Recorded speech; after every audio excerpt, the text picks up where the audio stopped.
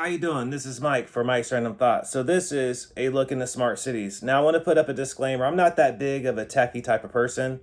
So some of the punctuation might be off on my notes. The other issue I'm having is the ink that I use was kind of runny.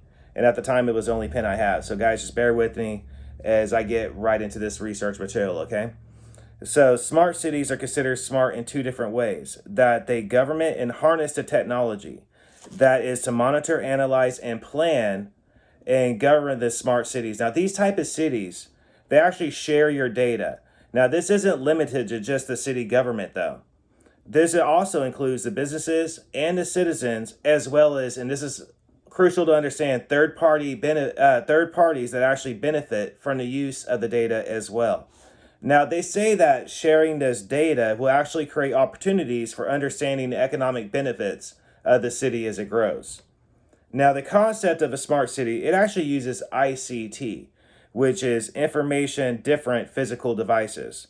Now, hold on a second. Now, these ICT, or Internet of Things, IoT, these network to optimize the city operations and services that connect to the city citizens. Now, these cities naturally actually allow the city officials to actually interact directly with the citizens and the city infrastructure.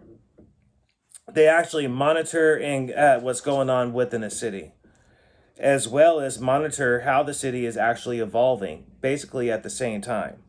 Now, ICT will actually be used to induce quality, performance, and interactivity with the urban services they offer, which they will be like introducing. And they also monitor the resource consumption as well. Now they do this to help increase hold on a second, to increase the connection between the city citizens and the government. So they're city there. Basically, what they're saying is they're sharing all of this data, especially the urban services that they're offering, and they're doing this to actually increase the connection between the city government and the city and the citizens of the city. So they're saying that they're going to be able to interact together more efficiently. So many cities have actually begun using some sort of the smart city technologies already. And I found this out. We're going to get into this as this goes on, because there's a lot of them that's already in play. And you actually might be living in one of those cities or areas that have some of these in it already. So, Deacon, he actually lists 4 different factors, okay, that contribute to the definition, bear with me, hold on, of a smart city. Now, these are actually, number 1, application of a wide range of electronics as well as digital technologies to the communities and the city and cities. Now, number 2 is use of ICT, which transform life and working environments in the region. Now, number 3 is embedding of information and communications technology in the government systems. Number 4, territorialization of practice that brings ICT and people together, which enhance innovation as well as the knowledge that they will offer. Now, Deacon went on to say that smart cities, as well as one of the utilities, ICT, which meets the demands of the market. Now, the citizens of the smart city, hold on a second, which means the smart cities not only possess ICT technology, it also has implemented technology in a manner that will positively actually impact the communities. Hold on a second. Now, smart city citizens in a business cluster within the region, they actually use different factors, and we're going to get into some of those right now. Number 1 is they make a more efficient use of physical infrastructure on the roads and the environments of the physical area or the physical data through AI, or artificial intelligence, and data analytics that will support a strong and healthy economic, social, and cultural development. Number 2, the citizens engaging in a more efficiently in local government by the use of OI, which is open innovation, process and e-publication of electronic participation. Number 3 is learn to adapt and innovate, responding in a more efficiently and which will prompt to the changing circumstances by improving the intelligence of the city. Okay, now this will evolve towards a strong integration of all dimensions and the human intelligence in the city. Now, the city's intelligence reside increasing in a more effectively combination of digital telecommunications network and embedding intelligence sensors and tags as which and the software. Sorry about that. That took a minute for me to get through. Now, these arms of intelligence in the smart cities have been demonstrated in 3 different ways.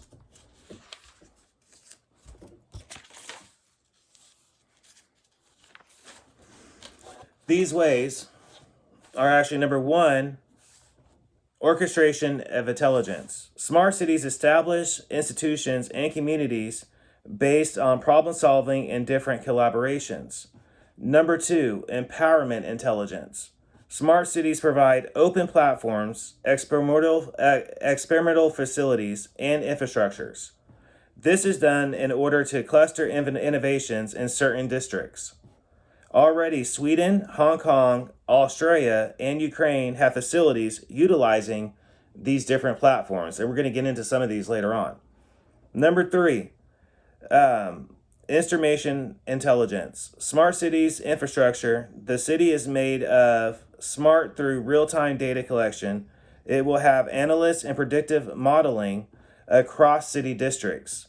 Amsterdam is already using this as we speak. IT is done through the following. Hold on.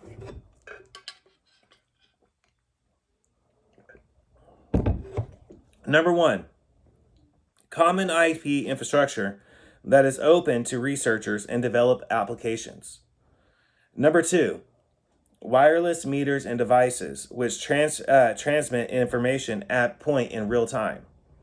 Number 4, homes are provided with smart energy meters to become aware of citizens' energy consumption, which will also reduce energy usage later on. Number 4, solar power garbage compactors, car recharging stations, and energy saving lamps, or street lights, mind you, if you're in America. Now, smart cities have been developed using the OSI model. Remember earlier we got into what that is, which is layer abstractions. Now, they are constructed by confining to the city's public infrastructure. Now, the city's application systems passing collected data using 3 different layers. Number 1, precipitation layer, where data is collected across the smart cities utilizing sensors. The data is collected using sensors such as cameras, RFID, or GPS positioning. Number 2, network layers. Now, this is responsible for transmitting and collecting data from the participation layers. Number 3, application layer. This is responsible for processing data that is received from the network layers.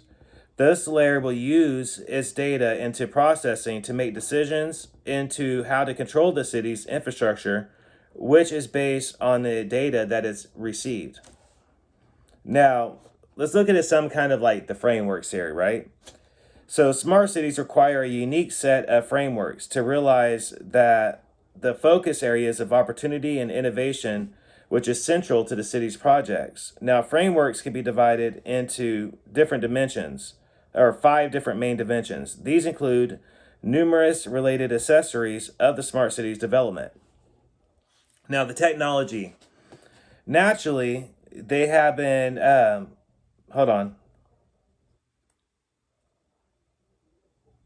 Naturally, they actually have a department of technology. The different combination of technical infrastructures to interact to form the arrays of the smart city, or areas of the smart city. I have to use this yellow sheet if you're wondering, because like I said, this ink kind of bled through. I'm hoping you're with me. We're 9 minutes in. We're about to get to the good part in a minute.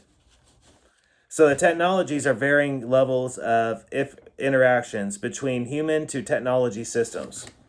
Now, number 1 is a digital city services, which is oriented infrastructures and required to connect to the individuals and devices into the smart city. It includes innovation services and communication infrastructure. Now, 2, the U-City. This provides access to the public services through any connected devices, also called UCity. It is an extension of the digital city concept that we just went over. And if you're wondering, these are different city definition concepts that I came over into the discovered into the research material. So number 3, they call this the wired city. Now, this has wired components of IT systems, which are very crucial, okay, to the early stages of the smart city development already. Now, the wired infrastructure is required to support wireless technologies, which is central to the more interconnected living within a city. Now, 4, hybrid or hybrid cities. It is the combinations of physical combination of virtual cities, which is related to the physical space. Number 5, information city. Now, this city interactive devices in a smart city which generates a large quantity of data. How that data is implemented and stored is crucial to the smart city growth and the security. Now, we're going to, hold on a second, let me see this already. The human part. Now, the human framework of a smart city is knowledge networks as well as human support systems. This is an important indicator of the city's success, meaning how the humans are interacting within the city and all the artificial intelligence and different frameworks of the city. If we're happy, the city's happy kind of thing. You know what I mean? It's an indicator of how the cities are actually functioning, if it's successful or not. Because if we're unhappy, then that means the cities naturally are unhappy. That's what it's trying to say. So number 1, creativity. This is the human part of it, the human L city framework. Number 1, creativity, arts and culture. The arts and culture innovations, art is actually a common focus within smart city planning already. If you think about that, like graphic arts and etc. So number 2, learning. A smart city learning its capacity includes its education systems and available workforce framing and support its cultural development and exchange. Number 3, humanity. Now, its soft infrastructure development, increasing access to the voluntarily organizations and designated safe zones. Focus on social and relations capital, meaning diversity, inclusions, access to public services. Number 4, knowledge. The knowledge economy, which is central to the smart city projects. Number 5, energy. Now, smart cities use data and technologies to create efficiencies and improving sustainability and create economic development, which enhances quality of life factors for people living and working within the smart cities. Now, smart cities are an urban area that is secured integrated technologies across the information and Internet of Things, or IoT. And now, sectors to be better managed and cities' assets. They really monitor the urban areas, and a lot of the research I noticed when it came down to urban, there's a lot of monitoring that goes on, and they want to understand how happy everybody is within those type of cities, and that's like the city factors is what I'm assuming. So data management. Smart cities employ a combination of data collection, processing, and dismantling technology and data securing and privacy measures, encouraging an application of innovation and promote the overall quality of life for its citizens, covering and utilizing health, transportation, and entertainment and governmental services. PPT, or People, Process, and Technologies. They have 3 different principles of a smart city and initiatives. Cities must study their citizens and communities to know the process and the business drivers to create policies and objectivities to meet the citizens' needs. Once done, technology can be implemented to the citizens' needs in order to improve the quality of life to create a real economic opportunities. Okay?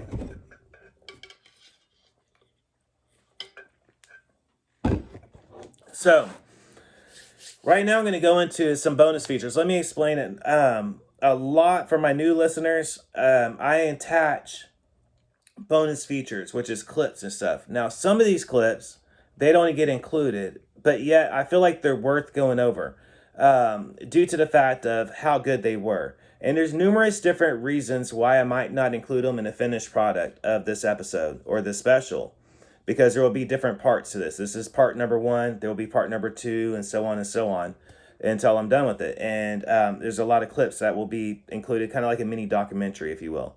But some of them don't make the cut for whatever reason I decide what that might be. So I'm about to go over some of those bonus features, okay? Which is something I always like to do. And I do this so that my listeners and readers know different reference points to what we have been discussing so far and what I plan to discuss later, because I do plan on doing a live episode later on. So I'm going to go into some of those right now, as I said. Now, I've been saying from the start, I actually want to show pros and cons of the so-called smart cities. Now, I do this because I actually have children, and my oldest son, he's more of a techie type of kid, as a lot of our kids are. You know what I'm saying? He's into the games and all that phone stuff and tablets and so on and so on. He's like, Dad, don't make this just technology bad, blah, blah, blah. Have some good examples too. So I am going to go over some pros and some cons, as I always do. Now, however, let's get into some of those right now. So according to Klaus Schwab, the ideal city is a 15-minute city design. Now, what does that actually entail? What is that exactly that it entails, right? Well, the WEF actually says that, number one, you'll actually never leave your house or your community because you simply will not have any need to whatsoever. Everything that you need will be within the 15-minute zone. Also, number two, which is a big factor all the way around, and you're going to learn that as we go along, no vehicles will be allowed. Number three, everything is within the community. Now, everything is digitalized naturally. The concept is actually already being used in different places, such as Barcelona, Spain, Melbourne, Australia, Paris, France, Milan, and Toronto. Now, just as well as people are actually already protesting in Europe over the city's designs and the city's different ordinances that these designs actually have, such as in Oxford, England, where 90% of the actual residences actually voted against the design. But go figure, however, the city's leaders, well, they said they're currently trying to move forward with the designs anyways. What's their justification for going against what their city citizens actually voted for? Meaning they said, 90%, remember, said, we don't want it. What's their justification for this? Well, they say that the local and mainstream media and the city governments are saying that the protesters, get ready for it because you probably already know the answer, right, are nothing more than conspiracy theorists who actually believe the information that is false that they have found online in different social media sites that have created their false beliefs about smart cities. They have false beliefs. They simply don't understand because they're getting all the information from bad resources. So you've heard me say often, like if you know me offline, you've heard me already talking about C40 cities. And there's going to be a big reason for that. And you're about to find out why. Because C40 cities, that's like the 15-minute city on steroids. But what is a C40 city? And why am I so excited to tell you about it? Because it's a terrible design. But a lot of people are already getting on board as far as your city leaders.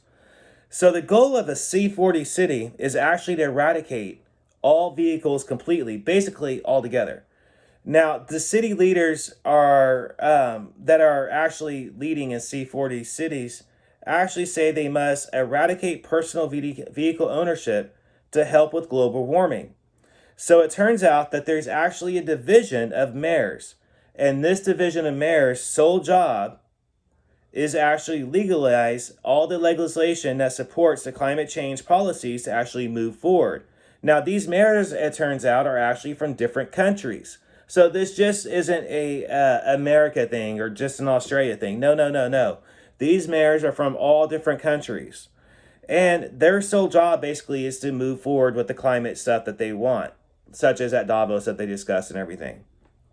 Now, one city already has, hold on.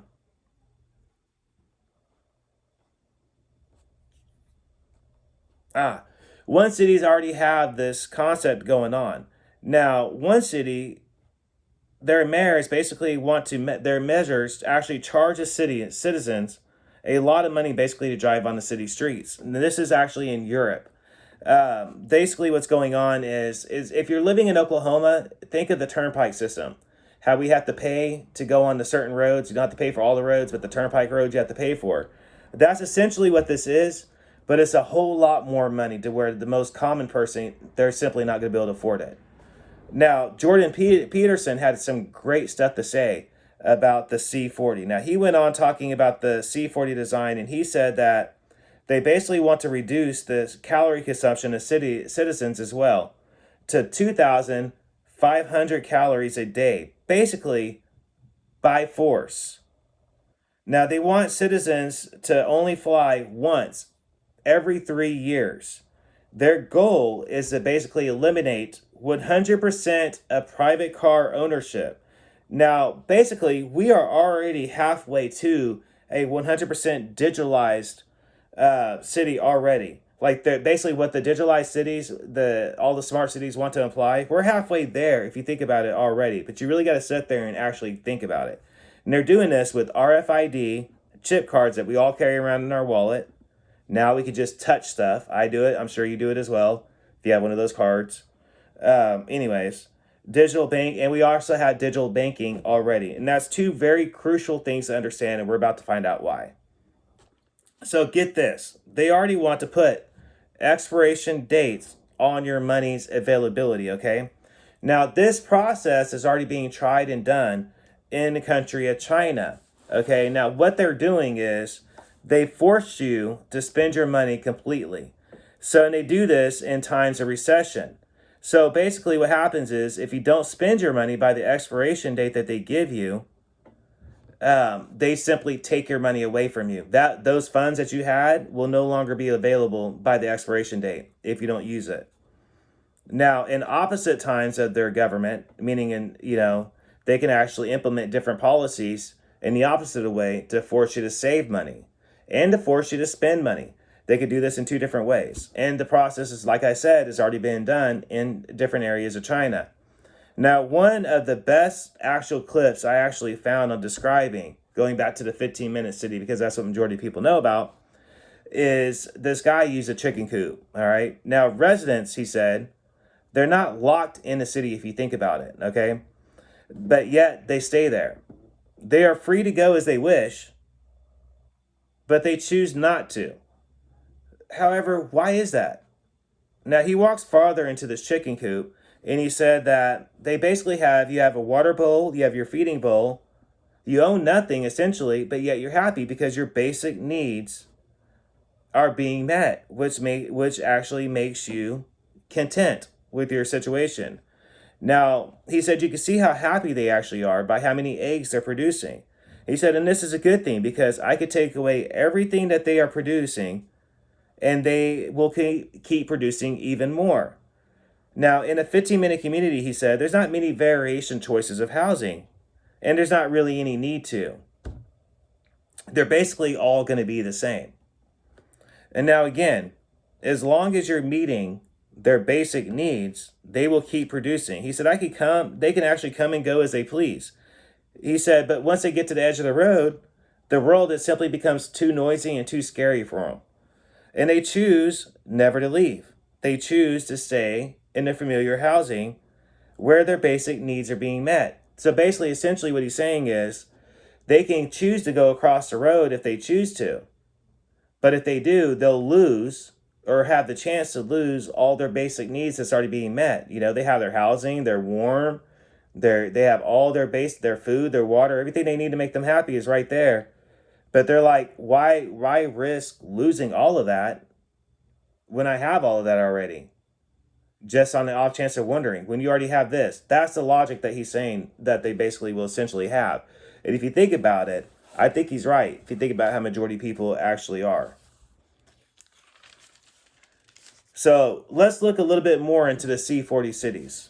Now, how it evolves, okay, and look into how it involves two very well cities already, okay? Now, that is New York City and London. You heard that right. Two of the biggest cities when you travel. Like if you travel a lot, you're going to know New York City and you're going to know London, even if you haven't been there, because it's such a big traveling destination. Now, however, these city leaders have actually pledged to reduce food CO2 emissions by 33% until 2030, meaning they're already doing it and they're going to keep producing policies that will be successful until 2030, and they're going to see where they're at. Now, they will actually they have plans to remove meat and eggs and replace them with plant-based alternatives. Okay, so basically they're going to either become, your meat and eggs will either become extremely expensive to where the basic person is not going to be able to afford them, and you're only going to be able to afford the basic plant-based alternatives that is affordable. That's basically how they're going to do this. That's what I think they're going to end up doing anyways.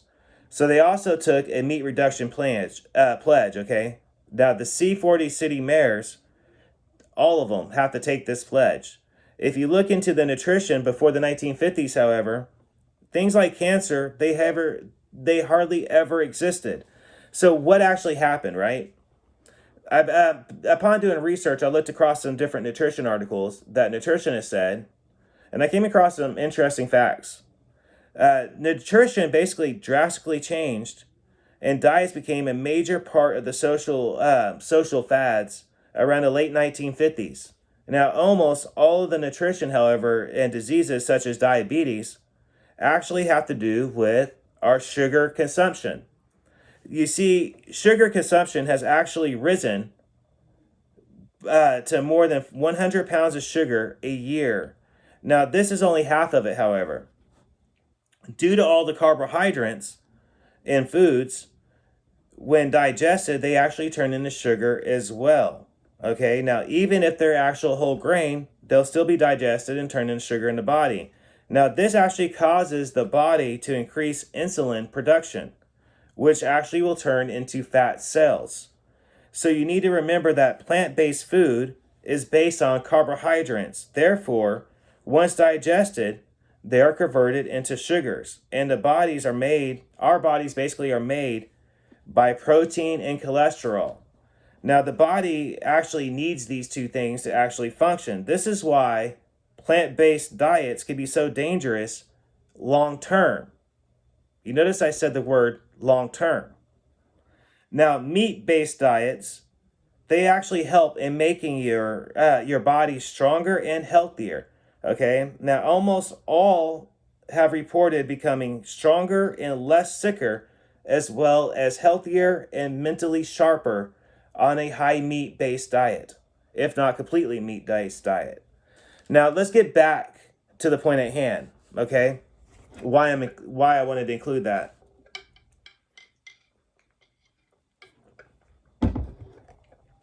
See, if globalists they remove meat-based protein, it will, in theory, actually lead to an epidemic, right, of sick and degenerative people.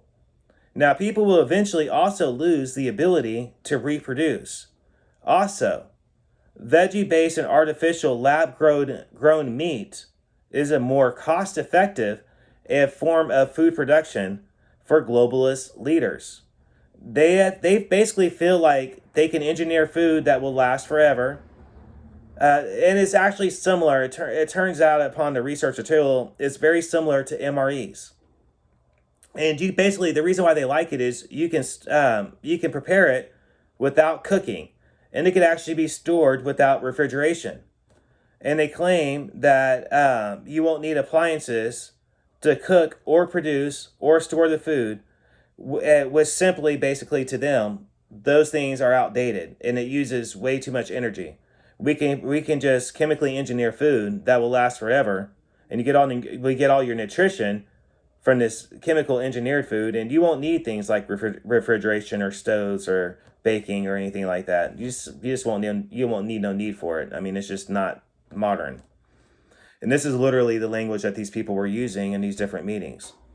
So, the good and bad examples I was talking about before, right? So, smart cameras can actually detect if in smoke prohibited zones, okay? Now, this is actually already being used in areas of China, Asia. They basically justify using them for this measure. They say that it will be used in an effort to help in global warming and in general population health. To meet this is actually a bad thing. To me, this is actually a bad thing. Sorry about that. Straight out of like basically Orwell. Okay, they basically will be able to. These cameras can detect whenever you're smoking in a prohibited zone, and they will send you a fine to your bank. Because everything digitalized. Remember that? So you get caught, and bam, they say that the fine is like sent to your bank and stuff like that, automatic, because you were doing this in a prohibited zone where you're not supposed to be smoking at. Now, smart street lights that dim and bright. Now, you've heard, before I go into too much about this, let me just say this. We have heard so much conspiracy theories about these purple lights. You could go on and on for days about it. How they're this and how they're that. I wanted to look into what they actually are. It turns out, folks, they're actually not as bad as what people are trying to say, okay? Now, why do I say that? Well, we're about to find out. They actually dim and brighten depending on the traffic activity. To me, this is actually a good thing. Drivers report that it's actually easier on their eyes and whenever they're driving already because of how the whatever level of lighting it is, because it looks purplish. They say that it's actually more easier on their eyes while they're driving and is saving on energy because it's coming on and off. And let's face it, man, if you're in a metropolitan city, those lights aren't dimming. Traffic is going constantly. So those lights are just staying lit. Okay? Let me just throw that factor out there. Now, however, let's look at some other thing. Parking sensors, okay? If you have a parking app, they said, it will notify you of the best parking spots available to whatever destination you're driving to. To me, that's an awesome thing, okay? Think about it. If you're living in a city, and I remember, because that's what I grew up in, was cities. And to me, let's think Sacramento. You're getting ready to go to an appointment. You're getting ready to go to a concert or a game or something like that. We all know what a pain it is to find a good parking spot, especially in the Bay Area. And, it's just a pain all the way around. So this app actually makes it easier because it's going to notify you where to go to and where the best parking spot is. That's a win-win. There's no bad part about that to me. And I don't understand why some of these people were saying that it's a bad thing, other than they don't want people to know where they're driving to. That's the only thing I could think of. Other than that, because it seemed like it was a win-win. You know what I'm saying? Find the cheapest parking spot and the most available one. So you won't have to drive around anymore. So anyways, again, going back to the garbage systems that they were talking about, some of these actually have a vacuum network system that will be underground for the trash to be in, like it's an automatic system. Sorry, hold on. So basically, think of a bank, when your money comes through on those tubes. It was very similar to that. They showed a person just dropping off their trash into like this, like almost mailbox size thing. And it just basically drops and it shoots into this underground storage system. Okay, and it's like an automatic trash system, and it's stored somewhere underground. Now, I got to say right off the bat, to me, I think that's a good thing. Now, that was my research material. I'm going to get into some free thought here. So we've gone into some pros and cons. Later on in the research material, you're going to see some of the smart city layouts, and you're going to hear people talking about the good aspects and the bad aspects of it. I wanted to include both, like I said. And you can see from the research material that we just went over, there are some good things and there are some bad things, but there's so much more to say. This is a subject matter that, honestly,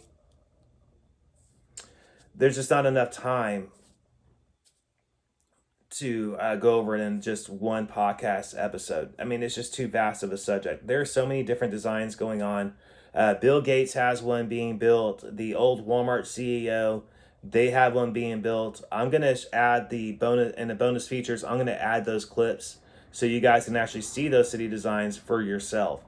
And along with numerous other ones, you're going to hear TED Talks. You're going to hear numerous different news segments about it. I'm going to include it all. So you're going to have a full scope of what a smart city is, what they're talking about, what we've been talking about, because that's the reason why I include the bonus features in the first place. I like my readers and listeners and viewers, I like you guys to basically have a reference point of what we were talking about. So whatever you heard me talking about, you guys can watch the bonus features and see it for yourself, because there's so much more that I wasn't able to say. You know what I mean? It would just be too much to write out, and that's why I started doing the bonus features in the first place. So let's hope for the best, meaning that I don't get into trouble with the powers that be on Google and all that stuff. You know what I mean? But there is a lot to show and there's a lot to get into. And like I said, there's goods and bad. Like the parking spot thing, I think that's an amazing thing. The garbage thing underground, with the exception of there was an environmentalist that rose up a good point. They said, "Hey, what's to say about how long to store it in the ground before it becomes toxic? What did they do with it? What's in the ground? Because they're saying that it's going to reduce global warming. It's going to reduce smells. It's going to reduce noise pollution, and it's going to be an overall better system. And I got to say, from what I saw, it looked pretty cool. And a lot of these digital cities, I mean, honestly, they have some really cool features in them. But here's my issue with a lot of this tech. And I have been against, just like we talked about in the artificial intelligence episode, I have been against a lot of this tech stuff from Jump Street. I'm talking since middle school. I was complaining about the automatic air dryers that you dry your hands with when I was in fourth grade. I was living in England when I first saw one. And I remember looking at my dad complaining about, are people too lazy to press a button? Why do we have to go and there's a sensor there, kind of thing. So there's good and there's bad to it. But, honestly, with a lot of this technology, it's requiring certain things that is turning out is bad for our health. A lot of it could be cancer producing things as well. So there's some really awesome concepts that's being thrown around out there. However, is it going to be bad for our general health long term? Because, yeah, it looks good short term and it's exciting. But long term is what I worry about. I got kids. You know what I'm saying? Am I going to have to worry about any type of health effects coming from all the sensors and the technology things within the framework of the city? Because a lot of the technology that we're using every single day they're saying can produce a lot of different health problems. And that includes our diet, like what they're talking about. So what are they going to do to fix those problems would be my arguing question. Other than that, yeah, a lot of it, and I'm going to show you guys, a lot of it does look cool. But then again, there's always more to it than what they're showing. You get what I'm saying? So yeah, it does sound great on paper, but what's going to be the long-term factor here? That's what I want to find out. And I'm sure that's what you're going to want to find out. And that's why I included the bonus features in the first place. Now, I know before I conclude this episode, I know that it's been a while since I started doing regular podcast episodes. And I know it's been a while since I've appeared on other people's shows. And from what I've seen, it's been hit and miss as far as people even I know that's fellow podcasters whenever they do shows. However, yes, I do plan on jumping on panels. I'm trying to figure out how I'm going to accomplish that, though, because it's something I really want to do naturally. Also, just throwing it out there, I'm going to reach out to Malice as soon as I get done producing this and the bonus features. So as soon as you guys see that pop up on YouTube and on my audio podcast on my Spotify account, because I also have Spotify. So once you guys see all of that, this episode and the bonus features fully produced, you guys can expect a live episode. At least I'm gonna reach out to Malice and see if we can do a live episode where we're gonna talk about the smart cities, and I want to see what he has to say about it. Because like I said, even in the research material, it showed that Melbourne, which is where he's at, there's a section in Melbourne that's already using a lot of the digital and smart city factors. So I'm curious what he thinks about it. I'm also curious what everybody else thinks about it. What do you guys think about it? A lot of us are around the same age, if not older than myself. So how do you guys feel about it? Do you think it's too much too fast? Do you guys think that it's awesome and we need to keep moving forward? I am generally curious what you guys think. And like I said, I grew up in Northern California, so I grew up in technology center. Okay, everything is techie back home. And that's just what it is. Especially, I mean, if you're in California, you know what I'm talking about. Everything is just like New York City. everything is happening out there like that. It's just getting all digitalized. And for me, this is a good thing and a bad thing because I'm against the police state. Here's the thing. The 360 city layouts, like we went over in this bonus features, if you take a circle like this, okay, so this center right here, this is going to be your all your resources that they're talking about, okay? And there's going to be another circle, and this is going to be housing, but this is going to be for your like celebrities, your politicians, the people that basically can afford these high-tech houses, like Jetson style houses that you keep hearing Bill Gates and Mark Zuckerberg and all these other people talk about.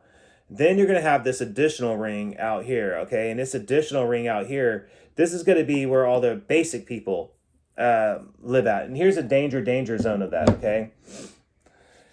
And you're going to see this in the research material. I have every intention of putting it in the bonus features. Okay, so you can see it for yourself. The bad part about that is that outer circle that we just saw, those are trailers. Have you seen those like evergreen trailers, shipping containers? Shipping containers, that's the word I was looking for.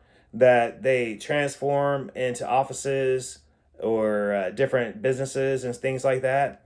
Well, basically what's going on, and they already have this in Rio de Janeiro and other cities, is they're stacking them, or sorry, Brazil, they're stacking them on top of each other, like dominoes or like Legos. Like a lot of us have kids, so like Legos, just stacking them on top of each other.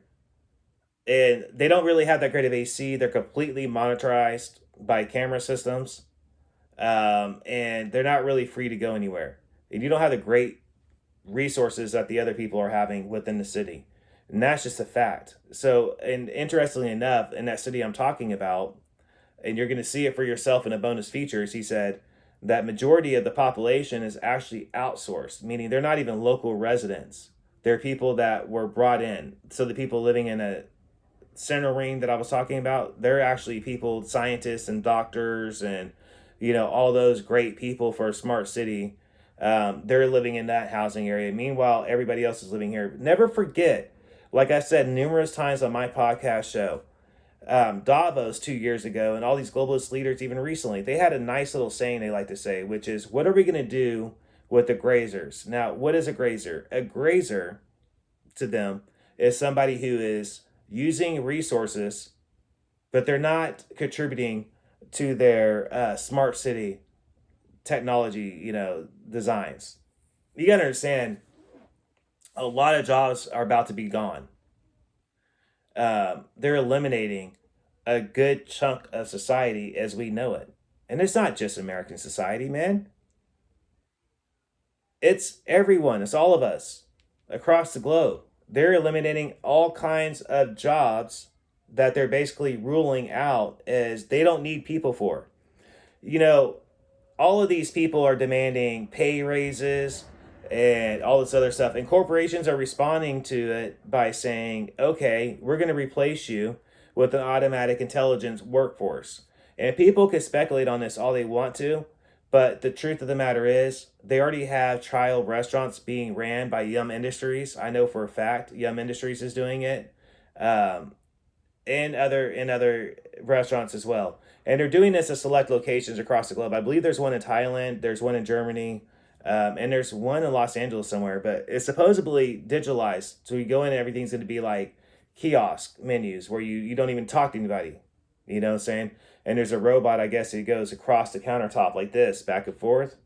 And basically, all the kitchen staff have been replaced with different robotics as well. And these robots swivel around their station. So if you're in a restaurant world, okay, instead of having your fry cooks and your burger cooks and your prep cook and your dishwasher, I'm not sure if they replaced dishwashers yet. Let me just say that because of water, but I think they have it. I'm not sure. I don't want to say that for sure, so don't hold me to it. But I know for sure they already have their other areas of the restaurant replaced, including cashiers. They basically said at this one TED Talk, there's no need for them because everybody can be replaced with robots that don't need to be trained. All they need is programmed. So all we need to hire is a programmer, IT repair person, two managers to handle cash, and that's it. Everybody else is gone. So you can say bye-bye to, like here in America, and I know in Europe too, in certain areas, your summertime jobs that you get, like whenever you're in high school, oh, I'm gonna go get a job at the burger spot, bro. I'm gonna go get a job over here at the store so I can, get some spending money, kind of thing. You can say bye bye to that. They're gone, or they're working on making them completely gone. If you work in warehouses, then I'm sure you're already familiar with the fact that they're replacing a lot of that with artificial intelligent robotics as well. If you're familiar with the 1980s or 1990s, I should say, I guess, Detroit automobile, they replaced a lot of the mechanics with robotics as well. And they always do it for the same reason. People want too much money for what they're doing. So, in these world leaders, they're calling the people like us, the basic workers, the grunt workers of society, useless grazers that don't contribute to society. So, we're going to have the bare minimum of what they can give us. Okay? Think of districts, right? And your choices. Remember, I said they're going to have chemical engineered food. A lot of this food is going to be very basic. And I think that a lot of places, honestly, I was just at Walmart the other day, and I think you can already see it. You're going to have good, better, and etc. You're going to have okay, good, and better, or best, or whatever, however they say it. And that's it on the packaging. And they say you're going to have everything you need. There's going to be, why it's going to be like that. You know what I'm saying? What are you going to eat? I'm eating the better stuff. What are you eating? I'm eating the okay stuff. You get what I'm saying? Um, Very much like that. So I would say caution to the smart city designs. Also, let me just say this: some of them are really cool. The Oxford thing, where the residents they don't like it because you have to purchase to be able to drive on the roads.